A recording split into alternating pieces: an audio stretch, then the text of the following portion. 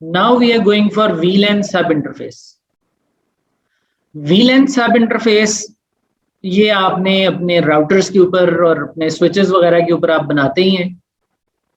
इसका फायदा ये है कि हमारी जो डिवाइस है उसकी अगर एक वायर आकर स्विच के साथ कनेक्ट हो रही है, जिसको हम usually router on stick model भी कहते हैं, तो एक ही वायर है, लेट से E0 है, ये आके कनेक्ट हो रही है, फिजिकली एक ही वायर है। तो हमें इनसाइड और आउटसाइड कैसे मिलेगा फिर? तो हम ये कर लेते हैं कि जो स्विच की पोर्ट है इसको ट्रंक कर देते हैं, ASA की पोर्ट को भी ट्रंक कर देते हैं, ईथरनेट 0 को लेट्स अज्यूम, और ट्रंक बना देने के बाद फिर हम इस पर 802.1q के टैग इस्तेमाल कर सकते हैं। हम स्विच के अंदर बना लेते हैं VLAN 10, और इस VLAN 10 में जो भी डिवाइस है, फॉर एग्जांपल हमारा राउटर 1 जो है वो जिस पोर्ट पर कनेक्ट है उसको हम एक्सेस पोर्ट बनाते हैं और उसको हम VLAN 10 में डाल देते हैं।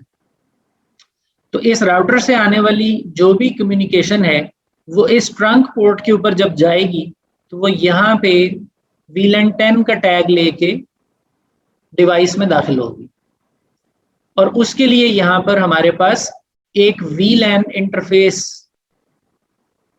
बना होना चाहिए जो VLAN 10 के टैग को हैंडल करे, और इस पर नेम एफ होगा, ये हमारा नेम एफ इनसाइड होगा, और इसके ऊपर IP होगा इस VLAN इंटरफेस पे। लाइकवाइज हम एक और VLAN बना लेते हैं इसी स्विच में, let's say that is VLAN 20, और जो हमारा राउटर 2 है वो जिस भी पोर्ट पर लग रहा है उसको हम एक्सेस पोर्ट बना के VLAN 20 में डाल देते हैं। तो इसकी जो भी ट्रैफिक है वो इसी वायर से फिजिकली डिवाइस में जाएगी, लेकिन उसको रिसीव करने के लिए वहां पर VLAN इंटरफेस कोई और होगा, और इसको हमने आउटसाइड कहा होगा, और इसके ऊपर हमारा 2.2 वाला IP होगा। So R2 will be able to ping its outside gateway, R1 will be able to ping its inside gateway, but all this show will be run using a different technology, and that is well known to all of us. It is 802.1q.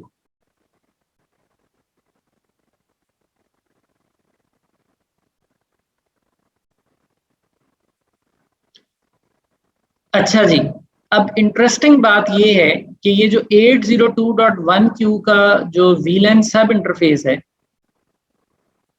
इसको आप बना सकते हैं physical interface पर, यानी कि Ethernet 0 पर। आप इसको बना सकते हैं on top of an ether channel, यानी पोर्ट चैनल 1 पर भी आप ये काम कर सकते हैं। So dual layer of logical interfaces, इसको आप रिडंडेंट इंटरफेस पर भी कर सकते हैं, यानी कि रिडंडेंट 1 इंटरफेस के ऊपर भी आप ट्रंक इनेबल कर सकते हैं। सो VLAN सब इंटरफेस की लैब हम फिजिकल इंटरफेस पर भी कर रहे हैं, ईथर चैनल पर भी कर रहे हैं, और रिडंडेंट इंटरफेस पर भी कर सकते हैं। Is that clear? तो ये है जी VLAN सब इंटरफेस, और इसमें आपके राउटर्स जो स्विच के ऊपर, इसमें हैवीली हमें स्विच पर भी कॉन्फ़िगरेशंस करनी पड़ेंगी क्योंकि इसमें 802.1q का रोल है, and we must know which port is connected where. तो जो वायर्स ASA के पास जा रही हैं दे विल बी ट्रंक, जो वायर्स हमारी नोड्स पर जा रही हैं in our lab they will be access on the switch. हम एक को VLAN 10 में डाल सकते हैं और एक को हम VLAN 20 में डाल सकते हैं। उसके बाद यहाँ पर हम VLAN 10 और 20 के सब इंटरफेस बना सकते हैं। तो इंटरफेस हो आपका गीगाबिट ईथरनेट यानी कि फिजिकल या रिडंडेंट या पोर्ट चैनल, कोई भी इंटरफेस हो, आपने उस इंटरफेस का इंडेक्स देने के बाद डॉट यूज करना है, सेम लाइक राउटर। राउटर पर भी आप ऐसे ही बनाते हैं सिस्को के। सो डॉट के बाद आप कोई भी मैथमेटिकल वैल्यू पिक कर लीजिए, बट इट इज बेटर कि आप यहाँ पर जो भी मैथमेटिकल वैल्यू पुट करें वो ही अंडरनीथ उस वीलैन का नंबर हो, बट जरूरी नहीं है। यहाँ पर आप मिसाल के तौर पर 100 भी दे सकते हैं और नीचे वो वीलैन 10 को हैंडल कर रहा हो, ये मुमकिन है। बट बेस्ट प्रैक्टिस ये कहती है कि अगर कोई इंटरफेस वीलैन 10 के लिए बना रहे हो तो वीलैन 10 का ही आईडी इसको डॉट के बाद आप दें, ताकि trouble shooting later on easy हो और चीजें इजी टू अंडरस्टैंड हो। सो रिडंडेंट को भी सब किया जा सकता है, पोर्ट चैनल को भी सब किया जा सकता है, फिजिकल को भी सब किया जा सकता है। Once you give this command, any one of these three, you enter in the sub interface configuration mode. उधर आके आपको VLAN की कमांड के साथ बताना पड़ेगा कि ये कौन से VLAN नंबर को हैंडल करेगा, यानी this value matters, this value must match with the VLAN you have created on the switch। यानी इस स्विच में जो आप VLAN बना के आएंगे उसके साथ इसका ताल्लुक बहुत डायरेक्टली बनता है। सो अगर मैं ये इंटरफेस क्रिएट कर रहा हूं VLAN 10 को हैंडल करने के लिए, तो ये यहां इस कमांड से बता रहा हूं। यहां अगर मैंने 100 लिख दिया तो ये किसी और VLAN को हैंडल करना शुरू कर देगा, 10 को हैंडल नहीं करेगा। So this must match with the switch VLAN. That's it. This is all about the sub interface configuration. बाकी तो फिर उसकी इनिशियलाइजेशन है और वो आप सब इंटरफेस लेवल पर करेंगे। यानी अगर हमने रिडंडेंट और पोर्ट चैनल इंटरफेस को चॉप करना है और उस पर सब इंटरफेस बनाने हैं तो हम नेम इफ फिर रिडंडेंट या पोर्ट चैनल की सतह पर भी नहीं करेंगे, उसको एक और स्टेप आगे ले जाएंगे और उसको सब इंटरफेस पर करेंगे। तो सबसे पहले हमने फिजिकल इंटरफेस के ऊपर ही नेम इफ कर दिया था, उसके बाद हमने रिडंडेंट बनाया जिसके अंदर फिजिकल आ गया, और इस सतह पर फिर हमने नेम इफ किया था। फिर हमने पोर्ट चैनल बनाया, उसके नीचे फिजिकल इंटरफेस था और इस सतह पर नेम इफ करते थे। अब हम क्या करने जा रहे हैं कि हम इस पोर्ट चैनल इंटरफेस को या रिडंडेंट इंटरफेस को या फिजिकल इंटरफेस को डॉट करके चॉप कर रहे हैं।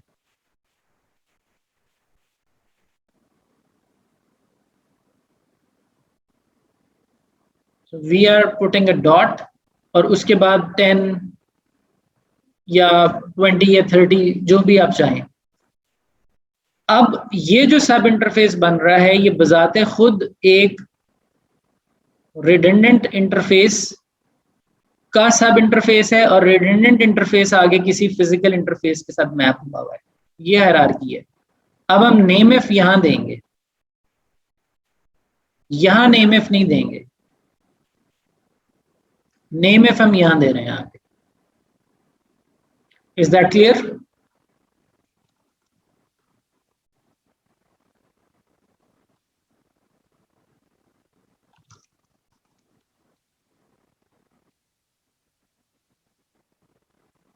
सो लेट्स से हम अपने एक फिजिकल इंटरफेस को अप करते हैं एंड दैट्स इट। हम फिजिकल इंटरफेस को ही सब इंटरफेस करने जा रहे हैं। This is going to be our gigabit 0/0, the physical interface. No port channel on it or no redundant interface on it. The physical interface itself. So I'm using ASA1.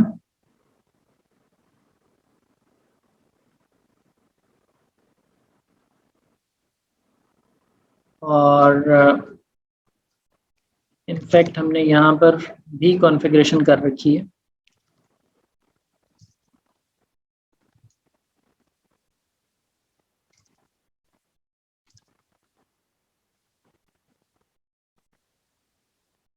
Okay, अब हम remove कर चुके हैं उसे। चलिए हम इसके physical interface पर ही कर लेते हैं।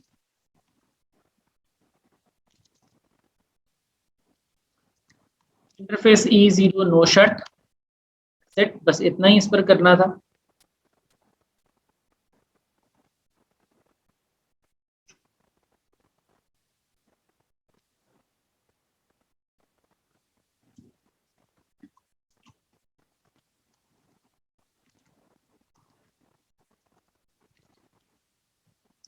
इसके बाद हम इंटरफेस E0 डॉट लेट से 10 बनाते हैं। VLAN 10 को हैंडल करेगा। नेम है फिन साइट, IP एड्रेस 192.168.1.1।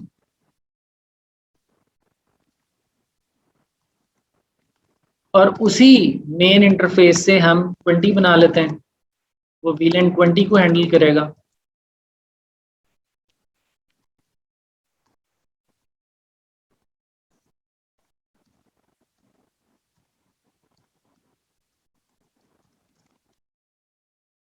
इसके साथ ये कॉन्फ़िगरेशन तो हमने ASA पर की, इसके साथ ज़रूरी है कि हम अपने स्विच पर भी कॉन्फ़िगरेशन करें।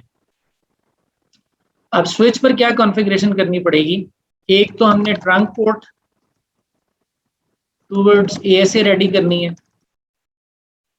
हमने access port towards R1 configure करनी है, हमने access port towards R2 configure करनी है।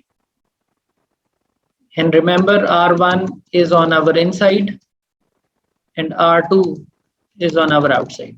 ये अब हमने कॉन्फ़िगरेशन स्विच साइड पर भी करनी है। अब स्विच की कौन सी पोर्ट है जो ASA की ईथरनेट 0 से कनेक्ट हो रही है, उस पोर्ट को हमें यहाँ पे ट्रंक कॉन्फ़िगर करना होगा। So let's refer to the cabling, और हमारे ASA की जो पोर्ट नंबर 0 है that is on giga 1/0। So interface GI1/0, इसको हम कहेंगे switch port trunk encapsulation dot 1Q switch port mode trunk. और इससे पहले हमें इसमें VLAN 10 और 20 भी बना लेनी चाहिए स्विच में, क्योंकि ब्रॉडकास्ट डोमेन क्रिएट हुई होनी जरूरी है।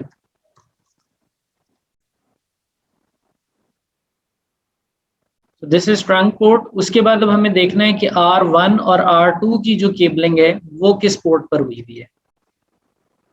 सो R1 is on giga 20 and R2 is on Giga 21.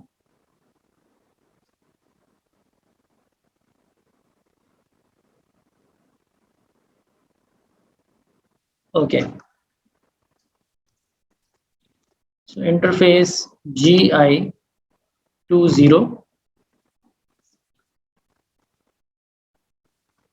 This is R1. Switch port mode access. Switch port access VLAN 10, क्योंकि VLAN 10 हम मान लीजिए इनसाइड के लिए यूज कर रहे हैं। और R2 is connected on port number 21.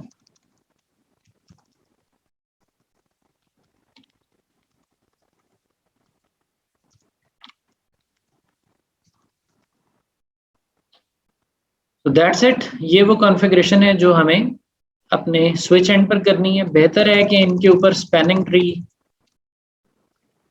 Port fast भी दे दिया जाए।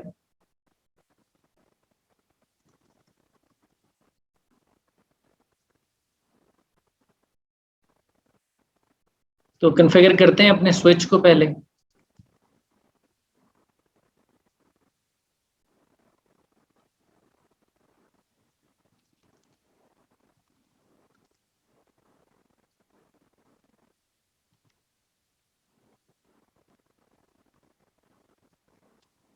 the port that is going towards ASA, port going towards router 1, port going towards router 2, show interface trunk, port 10 पर .1Q ट्रंकिंग ऑन है और अलाउड VLANs 10 और 20 हैं, इसके along 30 40 भी बनी हुई होंगी, वो भी जा रही हैं, बट हमारा ताल्लुक 10 और 20 के साथ है। शो VLAN ब्रीफ, 10 जो कि इनसाइड VLAN स्विच में बनाई है वो 20 पोर्ट में को बिलोंग करती है और 20 जो है वो 21 पोर्ट पे है। सो स्विचिंग फैब्रिक हमारी हमारे डिजाइन के मुताबिक रेडी है। अब हम ASA पर चलते हैं और ASA की कॉन्फ़िगरेशन करते हैं।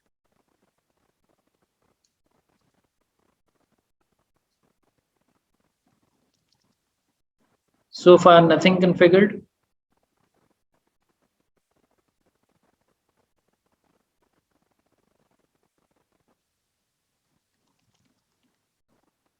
तो आप देखिए हमने Ethernet 0 को नो शट किया और 10 और 20 के सब इंटरफेस बना दिए, just like router, no rocket science. फर्क सिर्फ इतना सा है कि राउटर में यहाँ पर आपके पास कमांड होती है एनकैप्सुलेशन .1Q और आगे 10 लिखते हैं, यहाँ पर है VLAN 10 VLAN 20।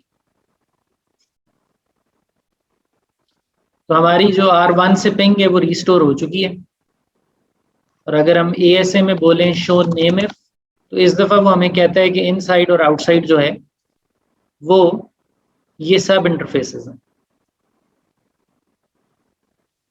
Show interface Ethernet 0.10, show interface Ethernet 0। तो ये हमारे पास हमारा सब इंटरफेस 0.10 है जो कि ईथरनेट 0 के टॉप पर बना हुआ है, and this is handling VLAN number 10.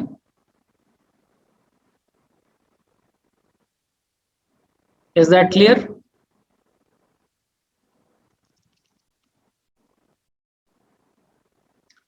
इसी को हम यूं भी कर सकते थे कि हम पहले ये रिडंडेंट कॉन्फ़िगर कर लें,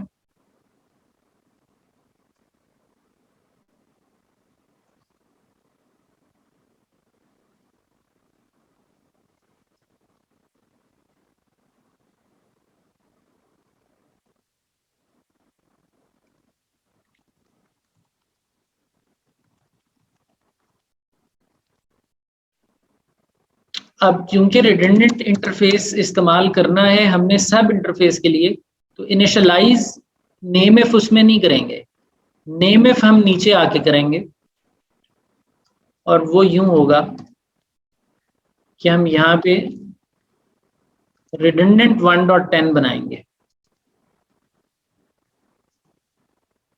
और 1.20। So we are chopping this interface off. अब नीचे जो ट्रंकिंग है वो टैग तो E0 पर भी जा सकता है और E1 पर भी जा सकता है, लिहाजा स्विच के ऊपर हमें वो एक और पोर्ट ट्रंक करनी पड़ेगी, because this is the port Ethernet 0 on ASA, but we need to trunk Ethernet 1 of ASA on switch as well. तो Ethernet 1 को ट्रंक करने के लिए स्विच साइड पे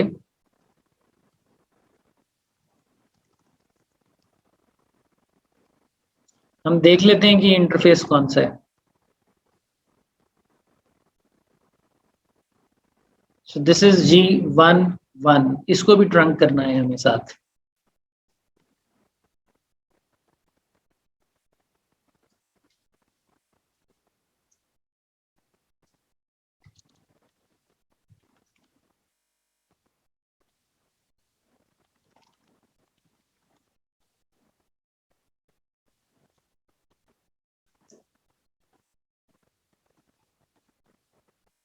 So you see we have 2 ports trunking on switch side।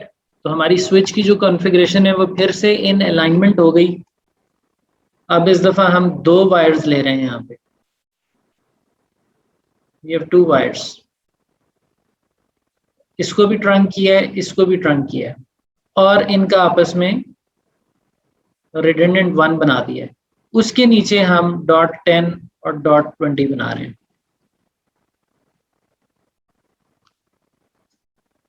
Let's go for this configuration on ASA.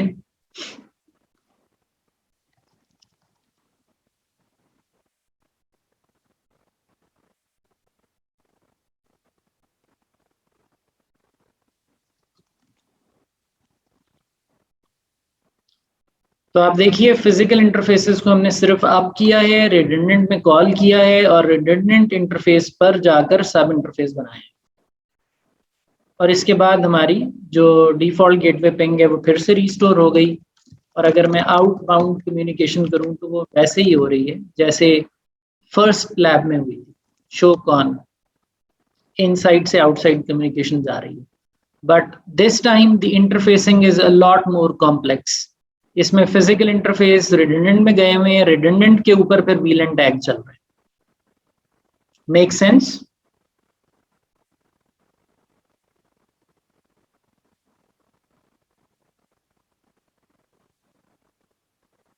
कोई सवाल इसमें जी? दूसरी ऑप्शन इसमें आपके पास पोर्ट चैनल की भी है, वो आप खुद लैब कर सकते हैं कि यहाँ पोर्ट चैनल बना लें और फिर उसके सब इंटरफेस बना लें। उस केस में आपको ये जो पोर्ट्स हैं ये स्विच पर जाकर भी पोर्ट चैनल में डालनी पड़ेगी, ट्रंक पोर्ट चैनल बनेगा।